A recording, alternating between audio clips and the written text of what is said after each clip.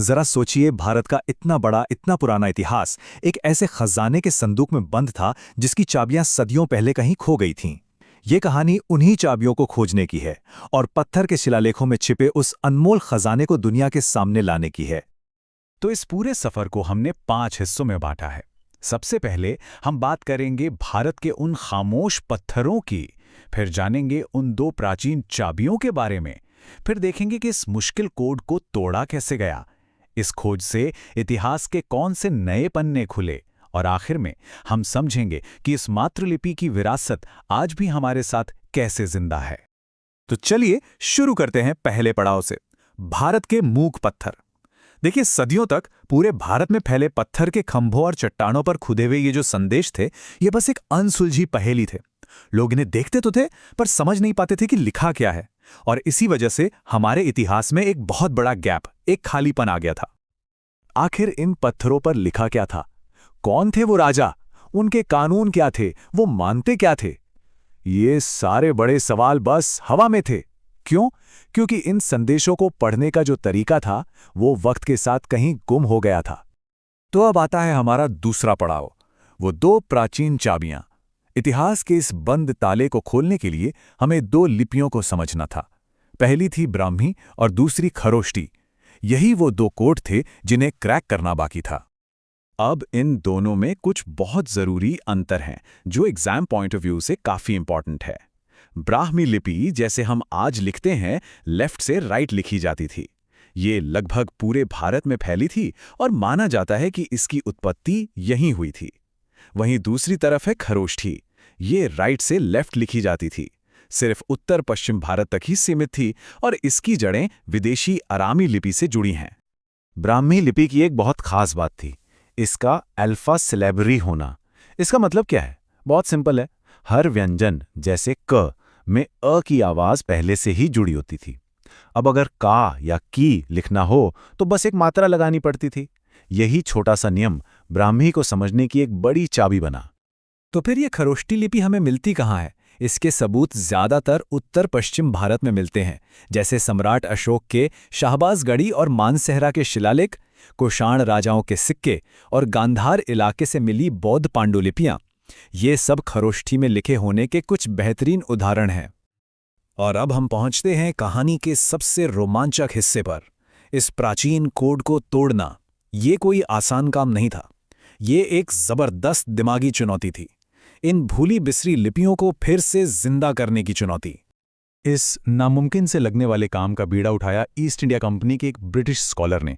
उन्हें शायद यह अंदाजा भी नहीं था कि इन अजीब से दिखने वाले चिन्हों को समझने की उनकी कोशिश भारत के इतिहास को हमेशा के लिए बदल कर रख देगी। उस विद्वान का नाम था जेम्स प्रिंसेप और उनका तरीका कमाल का था। सबसे पहले उन्होंने अशोक के शिलालेखों में बार बार आने वाले चिन्हों को अलग किया। फिर उन्होंने उनकी तुलना ऐसे ग्रीको इंडियन सिक्कों से की जिन पर एक ही राजा का नाम ग्रीक और ब्राह्मी दोनों में लिखा था। इस तरह उन्होंने इंडो ग्रीक राजाओं के नामों को मैच किया और देखते ही देखते पूरी ब्राह्मी वर्णमाला का राज खोल दिया। और फिर आया वो ऐतिहासिक साल 1837, जब जेम्स प्रिंसेप ने आखिरकार ब्राह्मी लिपि को पूरी तरह से पढ़ने में कामयाबी हासिल कर ली। ये भारतीय इतिहास के लिए एक टर्निंग पॉइंट था, एक ऐसा पल जहां से सब कुछ बदल गया। तो ठीक है, कोड तो टूट गया, लेकिन सवाल यह है कि उन पत्थरों ने हमें बताया क्या? चलिए अब जानते हैं कि इस एक खोज से इतिहास के कौन कौन से दबे हुए राज सामने आए। इन शिलालेखों को पढ़ने से इतिहास की पूरी तस्वीर ही साफ हो गई। पहली बार ये कन्फर्म हुआ कि शिलालेखों में लिखा प्रियदसी यानी देवताओं का प्रिय कोई और नहीं बल्कि महान सम्राट अशोक ही थे। हमें मौर्य साम्राज्य के एडमिनिस्ट्रेशन की सटीक जानकारी मिली। ये पता चला कि अशोक का धम कहाँ तक फैला था, और सबसे जरूरी बात, प्राचीन भारत के लिए एक ठोस टाइमलाइन बन गई। ये एक लाइन इस पूरी खोज के महत्व को सबसे अच्छे तरीके से बताती है। शिलालेखों को पढ़े जाने ने भारत के प्राचीन इतिहास को मिथकों से निकालकर दस्तावेजी तथ्य में बदल दिया। मतलब जो बातें अब तक सिर्फ कहानियों में थीं, अब उनके पक्के सबूत हमारे पास थे। और अब आते हैं इस कहानी के आखिरी पड़ाव पर। ये जानना बहुत ही दिलचस्प है कि ये प्राचीन ब्राह्मी लिपि आज भी हमारे बीच कैसे जिंदा है।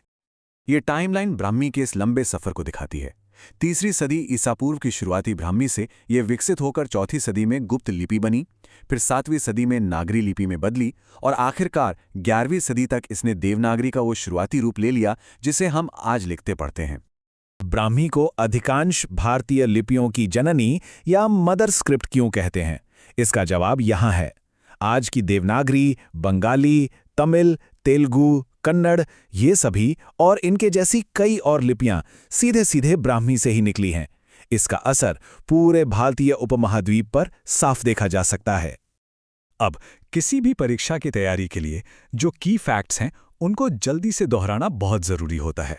तो चलिए इस पूरे टॉपिक के सबसे ज़रूरी पॉइंट्स पर एक फटाफट नज़र डालते हैं। ये टेबल एक ही नज़र में सारे ज़रूरी फैक्ट्स को क्लियर कर देती है। ब्राह्मी लेफ्ट से राइट पूरे भारत में, और इसका ओरिजिन यहीं भारत में हुआ। खरोष्टी राइट से लेफ्ट उत्तर पश्चिम भारत में और अरामी से प्रेरित। और हाँ, सिंधु लिपि जिसे आज तक कोई पढ़ नहीं पाया है। रिवीजन के लिए ये स्लाइड एकदम परफेक्ट है। तो ब्राह्मी और खरोष्टी के कोड तो टूट गए, लेकिन भारत के इतिहास का एक सबसे बड़ा रहस्य आज भी एक रहस्य ही है। सिंधु घाटी की 4000 से ज्यादा मोहरों पर लिखी वो कौन सी भाषा है जिसमें एक पूरी की पूरी सभ्यता का इतिहास छिपा है? यह भारत के अतीत का वो अगला बड़ा सवाल है जिसका जवाब भविष्य को खोजना है।